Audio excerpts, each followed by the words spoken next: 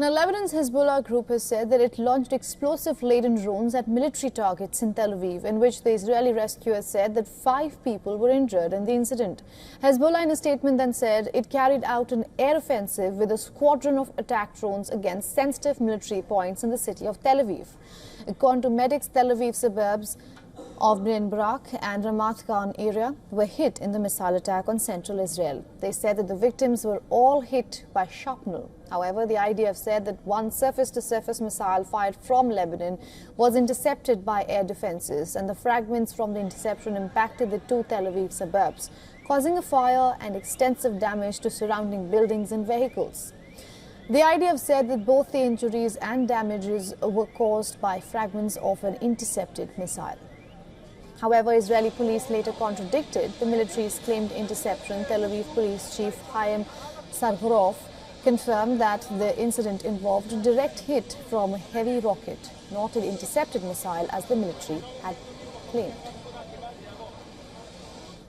As you can see behind me, a short while ago, projectile impact landed right here in the city of Bnei Brak, a residential area with lots of civilians around us. We're talking about multiple impact sites. Right now, as we know, there are 4 injured in various conditions, according to medical sources. In Israel's northern town, a 41-year-old woman identified as Safa Awad was killed and dozens of others wounded by a rocket that hit a 3-story building. Medics said that the woman was trapped inside the building and recovered by rescue services, but was declared dead shortly afterwards.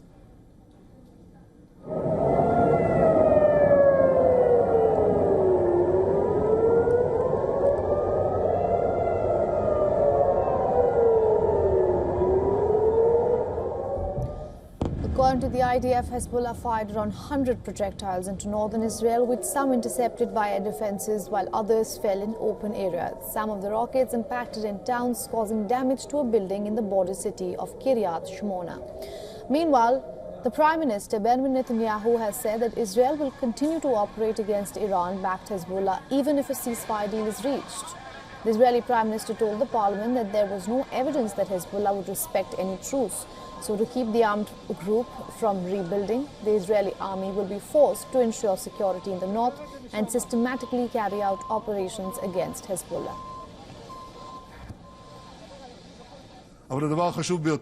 But the most important thing is not the paper of the settlement with Hezbollah, even if such a paper exists. With all due respect, the paper itself is not enough. We will be forced to ensure our security in the north and to carry out operations against Hezbollah's attacks even after a ceasefire, which no one is saying that it's going to last. It's not just about retaliation, whether preventive or in response to an attack. It's also about the ability to prevent Hezbollah from strengthening.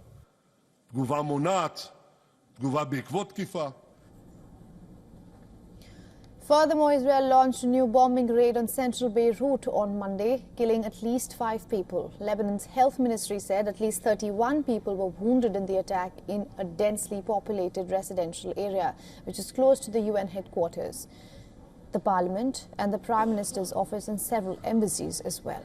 The target of the airstrike remained unclear, and the Israeli army did not issue a prior warning.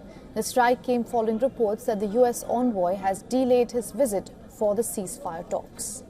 Now, reports said that US Special Envoy Amos Hochstein was expected in the region this week. According to a Lebanese official, Lebanon's government has largely endorsed a US truce proposal to end the Israel-Hezbollah war and was preparing final comments before sending a response to Washington. Lebanese authorities say more than 3,510 people have been killed since October last year, with most casualties recorded since September.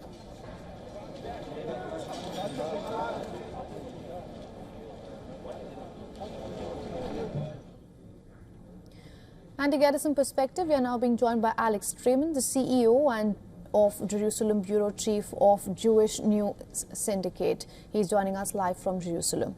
Thank you so much for joining us on this broadcast. Thank you for having me. Let me begin by asking you, there was a growing belief within Tel Aviv as well that since the top commanders of Hezbollah has been eliminated, the war was at least progressing towards the end. That doesn't seem the case, does it? Well, certainly Hezbollah still has capabilities, as we're seeing even as we speak, to fire missiles, to fire explosive-laden drones on Israel and to do some significant damage. The Prime Minister of Israel yesterday said that Hezbollah's missile capacity has been reduced by 70 to 80%. So Israel needs to continue doing what it's doing to the point where it feels like it has reduced their capacity to near 100%. At this point, calling a ceasefire would be like putting out 70% of a forest fire. Right, I'm happy you mentioned the ceasefire. I was going to ask you something about it, but the Israeli Prime Minister says that even if a ceasefire is agreed upon, then Israel is not going to adhere to it. It's going to continue striking Hezbollah. So where does this leave the talks?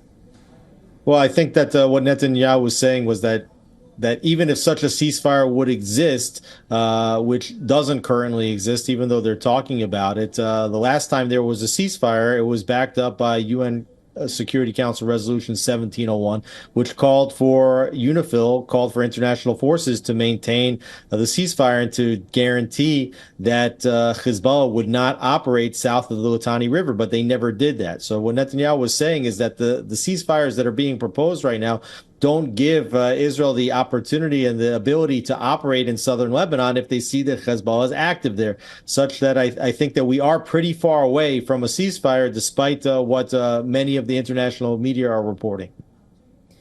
Mr. Raymond, I think you'll agree with me when I say this. Groups like Hezbollah or Hamas in Gaza, they continue to regroup and they continue to recruit more people because that's how it has been over the decades. So when you say that Israel is waiting for it to not regroup or to completely decimate the group, that's practically impossible. So I'm leading to the question, where do these wars end?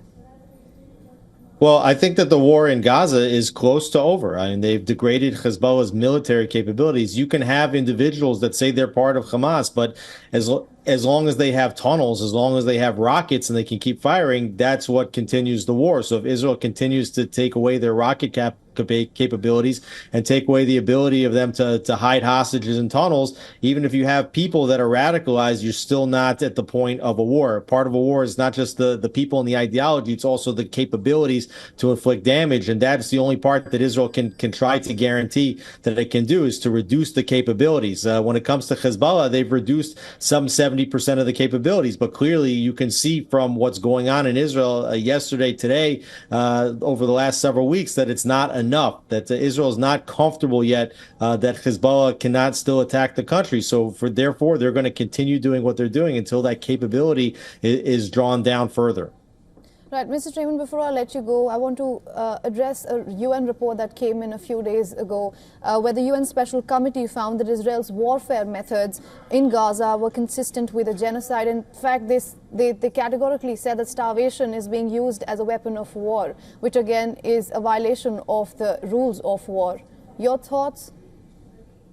Well, obviously they're changing what the rules of war mean, because Israel's gone to outstanding levels to make sure that numerous trucks, I mean, they were saying that 250 trucks of aid were going in every single day into the Gaza Strip. And the United States just said, well, that's not enough. And now Israel's complied to start allowing up to 350 trucks a day worth of humanitarian aid pumping into the Strip. So, there's not really evidence of mass starvation in the Gaza Strip. There has been displacement, but that's as the result of a war. That's as a result of Hamas using civilian infrastructure in terms of residential buildings and hospitals and mosques and schools to house missiles and to be firing missiles at Israel from. So, Israel has no choice but to displace individuals, but there is no starvation there. And in terms of a genocide, there's probably more people alive today in Gaza than there was 12 months ago, just statistically speaking. So there's probably not any kind of genocide there. And I do believe that in the next 60 days, when the Trump administration comes into office, you're going to see a change in the tone of these international agencies, including the United Nations, because the new administration is... Because the new administration is behind Israel and it does not believe that Israel is committing genocide. And you see that the Republican Party that's now about to take power has said over and over again that they don't think that Israel is committing genocide and that they are correct to be conducting the war in the way that they're doing, which, according to John Spencer, who's the head of urban warfare studies at the Military Academy of the United States, says that Israel has done more to reduce civilian casualties than any army in the history of modern warfare. Mr. Raymond, I'll have to leave it with that. Thank you so much for joining us on this broadcast. Thank you for having me. Thank you. For all the latest news, download the WION app and subscribe to our YouTube channel.